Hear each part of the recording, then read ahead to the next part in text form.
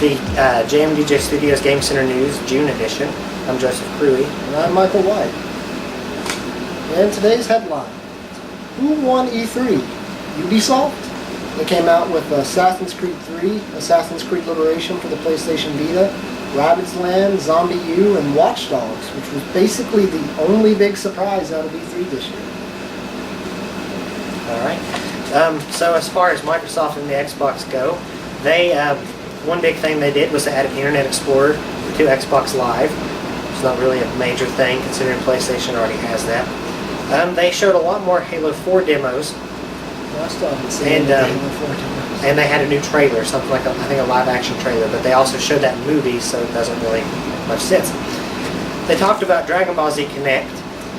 You actually don't customize your character like I originally thought.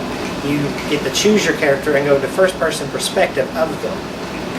And they also did the Smart Glass, which was actually an app that I thought was something along the lines of an accessory. Smart Glass is actually an app that you can use for your Android phone, Windows phone, or laptop, and hook up with your Xbox 360 system. So while you're watching a movie or playing a game, it gives you behind-the-scenes content.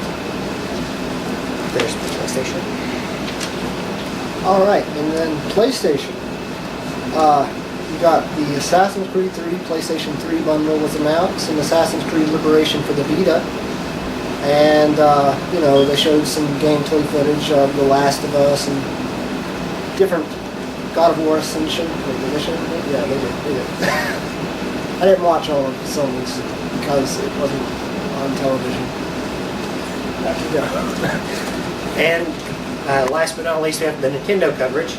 Obviously, they talked about the Wii U a lot. They still, which very depressingly, did not give a price range, which almost everybody thought they were going to. They didn't really do much to wow everybody about it either, other than the fact that it has amazing graphics. And they did talk about, however, how the Wii U controller works. It's mainly a second screen which gives you like a map or something extra on the game, but also has a camera on it, so at certain points during game you scan an item or a certain picture from the screen to activate something on the Wii remote, or the Wii pad, whatever it's called. Wii U gamepad. Yes, and it's also touchscreen. You can also use at least I'm pretty sure, you can also use the original Wii remotes to play along with this. I'm not really sure how that's going to work. They also gave Paper Mario and Luigi's Mansion 2 their official names, Paper Mario Sticker Star and Luigi's Mansion Dark Moon. They talked a lot about Pikmin 3. There's a new Pikmin, some type of rock formation Pikmin. That's pretty much all they really said about that. Nintendo Land is going to have almost every Nintendo original put together in one game. They said it's supposed to be the Wii Sports of the Wii U, and it's going to basically introduce the concept of how to play with the Wii pad. What you call it? They're calling it the gamepad. The gamepad, yes. And they also announced the new Super Mario Bros. U and New Super Mario Bros. 2. New Super Mario Bros. 2 for the 3DS is actually a sequel to the New Super Mario Bros. For the DS. New Super Mario Bros. U is supposed to be an entirely new game for the Wii U, just in the same kind of series. And that's all for our top news stories in E3 coverage. Pretty boring E3 year. I'm sorry. Kinda sucked.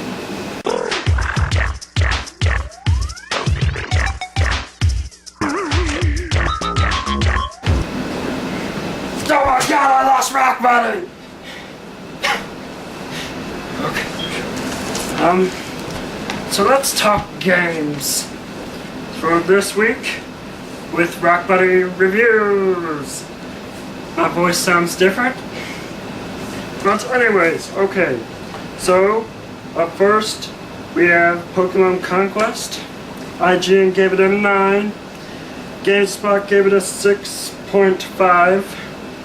And we here gave it, rock amazing. And Lego Batman 2. I don't remember the first one, but I haven't played it. IGN gave it an 8.5. GameSpot gave it an 8.5. That makes it Rock bodyistic. Is that good?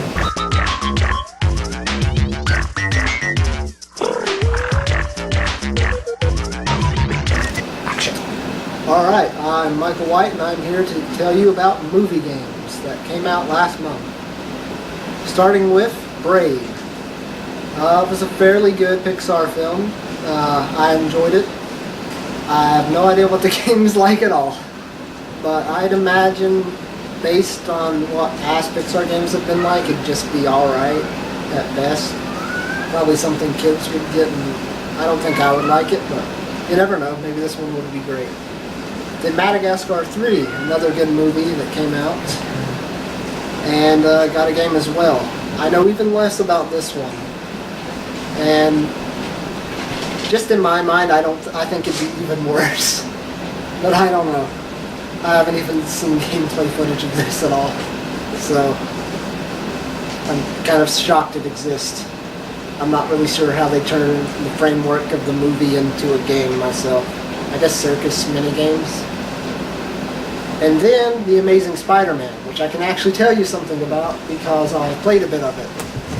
I rather enjoyed this. It looks like it's really good. I don't like how close up the camera is, but I feel like that's something that I'd probably get used to because I think I'd prefer the older, like Spider-Man 2, but this seems like a very good game. Although I still don't like the new suit, and I don't know why.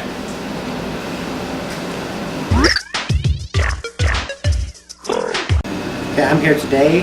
I'm going to review The Amazing Spider-Man in place of Andrew, who could not make it today because he got eaten by a group of wild chimpanzees. So, in Johnson City. So, unfortunately Andrew couldn't make it today, but don't worry, we've got a team on it, and they are going to remove him from their stomachs and feces. Put them back together, like Humpty Dumpty. Anyways, Amazing Spider-Man. Probably the best movie game ever. When I first heard that Beanox was doing the movie game for it, I was like, it's going to be a movie game, it's probably not going to be that good. It's probably going to be nothing like The Amazing Spider-Man. Spider-Man 2, which was, until now, my favorite movie game. So, upon playing this game, when I first started it, the first thing I was unimpressed with was the close-up of Spider-Man.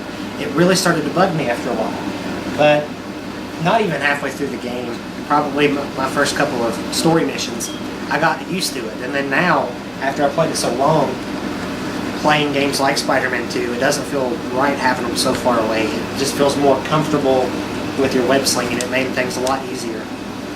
The camera angles were actually fantastic in this game. When you start moving really, really quick, like with web rushes and stuff, they can go a little bit crazy, but that happens in any game, I believe. Probably the most new thing in this is the web rush mode, which actually has Spider-Man do the web rush mode. You can kind of slow down time and choose where you want to go, and it's just awesome. Gives you short little cinematics of him running across the sides of buildings or over the tops, and you don't even have to control him. You just got to press a button or hold it in and choose where you want to go. It's also really helpful in missions where you have to unlock a door and get to the other side really quickly. Let's see. The game didn't even really have that many great villains. Let's talk about this. They had the Rhino, and they had Scorpion, and then eventually you did have to fight the Lizard. Now, being an epilogue to the film, if you play the game beforehand, then it's going to ruin a lot of plot stories like who lives, who dies, so on and so forth. However, it kind of ruins a lot about the sequel too, but it's still worth it. Back to the bosses. Even though the Scorpion and the Rhino aren't really that major, the Lizard fight was fantastic at the end, and it gave you these robot bosses, 3 giant robots to fight during the middle of it, plus you had tons of things like hunters and things that you had to fight throughout the game, which made up completely for the lack of, popular bosses like Green Goblin and Dr. Octopus, stuff like that. Another thing that's quite interesting is the sound in the game. let's start with voice actors. None of the voice actors from the movie are actually in the game. It's completely different people, but you can hardly tell. They do such a great job with it, and it's just easy to play. Even if you watch the movie first, it's easy to jump into. And the soundtrack is also amazing. The music in it is fantastic. And now let's talk about replay value. The story, you can probably beat it in about 10 hours. It's not that hard. There's only 12 chapters. The 13th chapter is actually just where you get to go back and do whatever you want. However, you can replay each chapter with tons of achievements or trophies depending on what system you get. Each chapter has multiple things to collect. Audio evidence, tech pieces, Oscorp manuals, magazines. You have to go back through and collect them all in each level. At the same time, you have, once you get a camera, you have to go back and photograph every type of enemy to get that to 100% complete. You also have tons of side missions, such as car chases, police deadlocks, petty crimes and thieves, things like that. Initially, you also have 700 comic book pages to collect. After each series of comic book pages you do collect, you get an actual comic book unlocked in the extras menu, so you can actually read the first appearances of Spider-Man, Gwen Stacy, the Wizard, things like that. Overall, I have to give the game, I'm going to have to give it a 9. It's really great. It's an amazing movie game. The graphics on it are, they're all right. Other than that, it's a great game, so you should pick it up.